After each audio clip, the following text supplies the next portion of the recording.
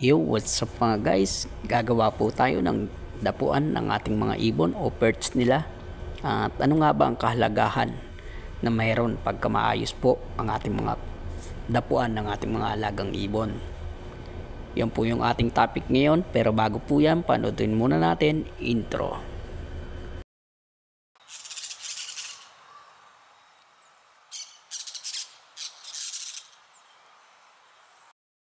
Yo, what's up everyone? Magandang araw po sa bawat isa. Gagawa po tayo ng dapuan ng ating mga ibon. At anong-ano nga po ba yung mga gagamitin natin dyan? Yan po yung mga gagamitin natin guys. Doon po sa mga baguhan o mga bata pa po. Huwag na po tayong gumawa siguro. Bumili na lang po tayo ng mga dapuan ng ating ibon. Doon lang po sa mga baguhan na no budget o gusto pong matuto na gumawa ng mga dapuan ng ibon natin o mga sarili lang po natin na ibon. Yun lang po para po to sa inyo. At mag-iingat po tayo sa ating mga gamit guys ha. Baka masugat po tayo. Ayan po, hinati-hati ko na po yung ating pong mga kahoy. At meron po tayong tornilyo dyan. Gagamitin din po natin yan guys.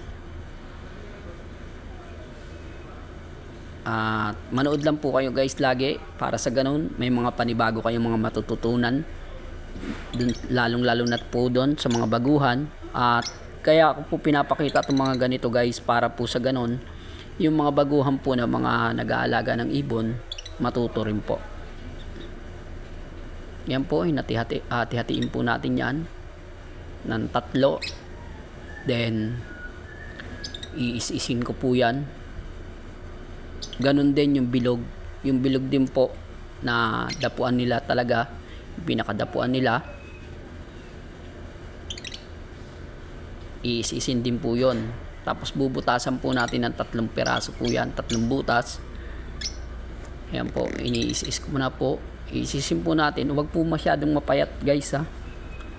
Mas maganda po yung nakais-is kasi pagkapit po ng ating mga alagang ibon, hindi po yung tutulis, may mga tutusok-tusok po.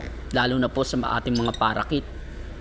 Kailangan po ng parakit natin na yung ganyan. Ayan po, yung bubutasan po natin yan ng 3. Sa mga gusto lang pong gumawa to guys ha. At dun sa mga wala lang pong pambili. Ayan po yung butas oh. Kita nyo po yan, 3 po yung butas nyan. Bali yung isa doon po sa pinakakahoy na dapuan talaga nila, at yung 2 po yan po yung lalagyan natin ng alambre para sa ganun makakapit po doon sa ating mga cage o sa kulungan ng ating mga alagang ibon. Yan guys, salamat po sa patuloy nyo mga suporta. Comment lang po kayo guys ha dito po sa mga video ko.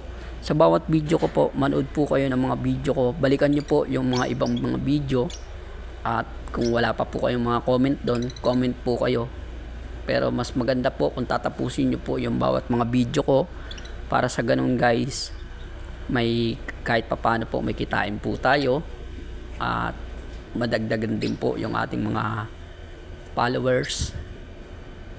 At mas maganda po kasi kung pinapanood po natin hanggang dulo. Para alam po natin yung mga gagawin natin tulad po sa pagsali dito sa ating parapol.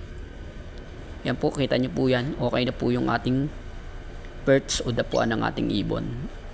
At ang kahalagahan po ng ating mga dapuan ng ibon, yan po, tulad po nyan.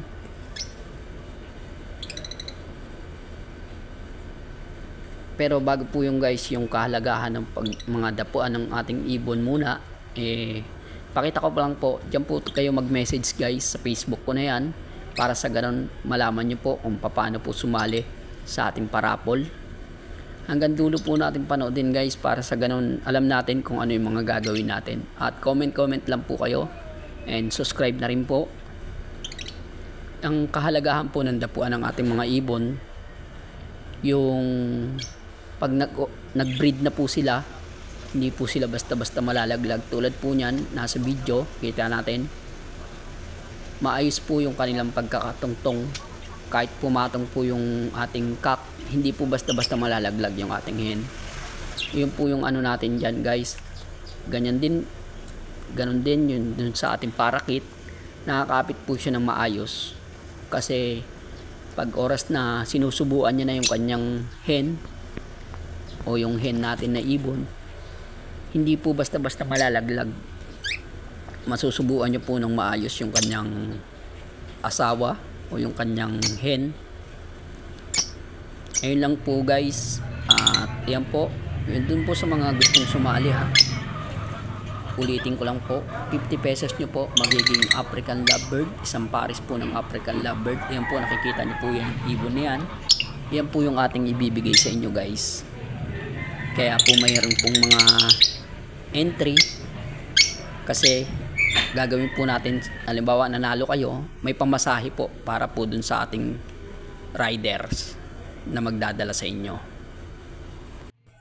At ganun nga guys, pag nadala na po sa inyo ng rider, pagka nanalo na po kayo, yung sosobra po dun sa mga pera na in-entry natin, papatuloy po nating ipamimigay yung ating mga alaga pang ibon na iba at bibili natin ng mga pagkain nila.